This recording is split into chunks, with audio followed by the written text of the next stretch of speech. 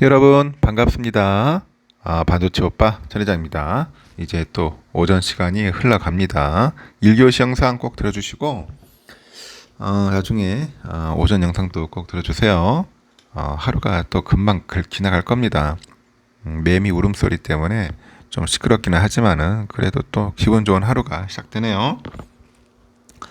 어제는 잠시 제가 이렇게 누워 있다가 모처럼 이렇게 유튜브를 보다 보니까 이상하게 영상이 하나 뜨더라고요. 어떤 영상인가 봤더니 어떤 젊은 친구야, 청년인 것 같아. 28살.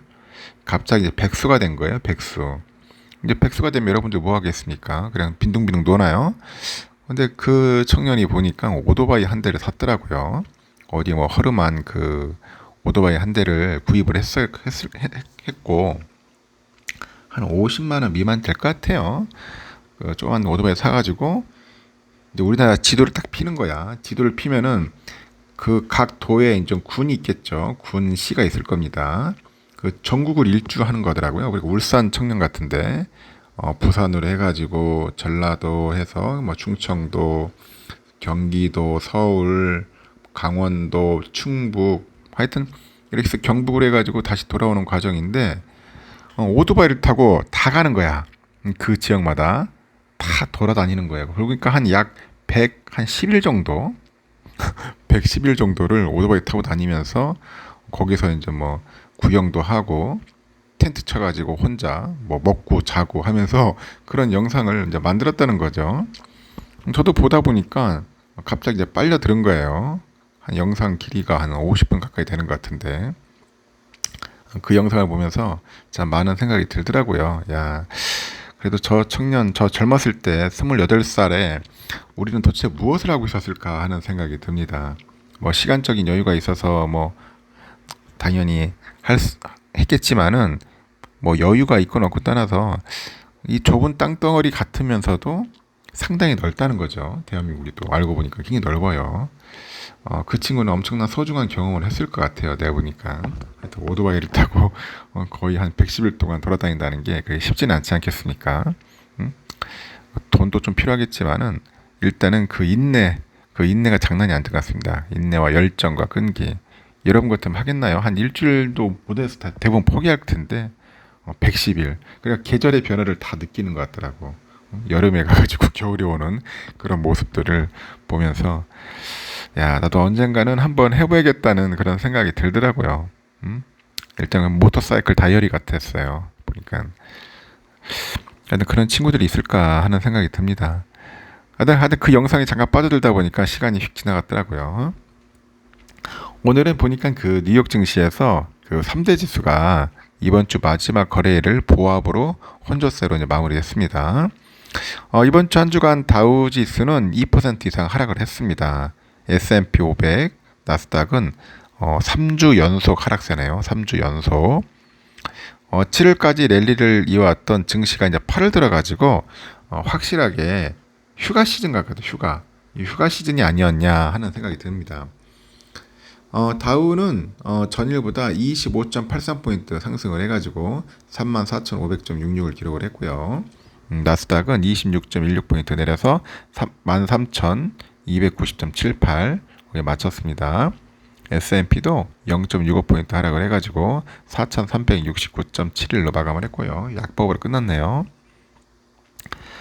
글로벌 X ETF에 지금 뭐 포트폴리오 전략가가 그러네요. 보니까 이 시장에서 연착륙 기대가 나온 그 7월부터 낙관론에 대한 의문이 생겨나고 있다고 합니다.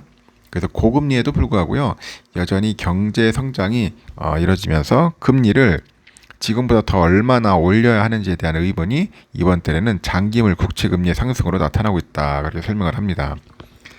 전일 10년 만기 미국 국채 수익률은 2008년 금융위기 이후에 15년 만에 최고 수준인 4.38%까지 상승을 하면서 시장이 우려를 더했는데, 하지만 이날 10년물 금리는 전일 대비 5.7bp 하락을 하면서 4.251%를 유지하고 있죠.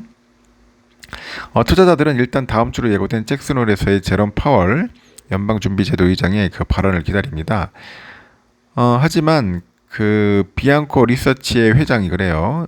뭐 CNBC 인터뷰에서 아이러니하게도 연준이 긴축 정책을 철회했기 때문에 채권 시장이 불안해진 것이다.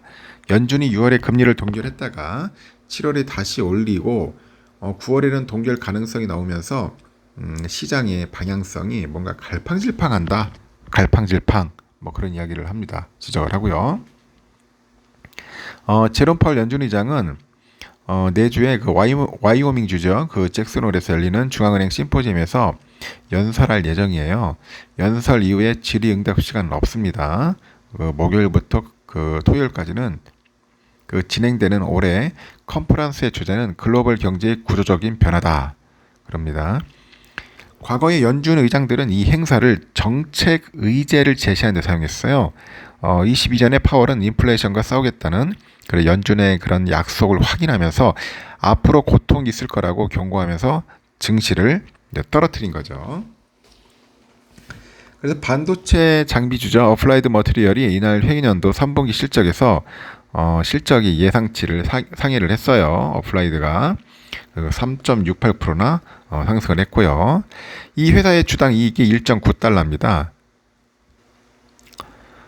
다행히 뭐 예상치 1.74달러를 상회했고요. 매출도 64억 3천만 달러로 예상 61억 6천만 달러를 넘어섰습니다. 글로벌 화장품 기업이죠. 에스티로더 회계 4분기 실적은 예상보다 나았는데 올해 연간 지침을 하향하면서 주가가 3.3% 하락을 했네요. 회사는 조정 이익이 주당 7센트라고 보고했는데 예상치는 4센트 손실이었습니다.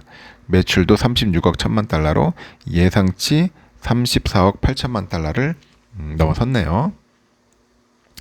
그 베트남 전기차 업체죠. 빈페스트 요즘 많이 나오더라고요. 빈페스트 반짝 상장 후 내리막길을 걷기 시작해요. 이 회사 주가가 이번 주에 특수 목적 회사와 합병을 해가지고 화요일 15일 주가가 250% 이상 상승을 해가지고 뭐 GM하고 뭐 포드를 넘어섰습니다. 그런데 주가는 수요일부터 47% 이상 하락을 하죠. 이날도 23% 이상 급락을 했어요. 기대감이 컸던 만큼 실망감도 커다. 내가 볼 때는 빈페스트 보니까 이거 말도 안 되는 소리야. 어디 베트남에서 전기차 만들어 봐야 얼마나 잘 만들겠고 어떻게 GM하고 포드보다 시총이 앞선다는 게 말이 됩니까? 아니 현대차보다 기아차보다 앞선다는 게 말이 안 되는 거거든. 하여튼 내가 볼 때는 거품이 좀 심하다. 저는 그렇게 보여집니다. 무시하는 게 아니라 거품인 것 같아요. 그리고 하여튼 나스닥은 오늘 이렇게 좀 빠졌고 필라델피아 반도체는 다행히 그래도 소폭 상승을 했습니다. 0.48% 상승을 했고요. 엔비디아는 좀 빠졌네요. 0.1% 정도 빠지고 어드밴스드 마이크로 디바이스도 AMD도 0.97% 올랐습니다. 어플라이드도 많이 올랐고요. 브로드컴은 0.15 빠지고 TSMC 0.5% 빠졌습니다.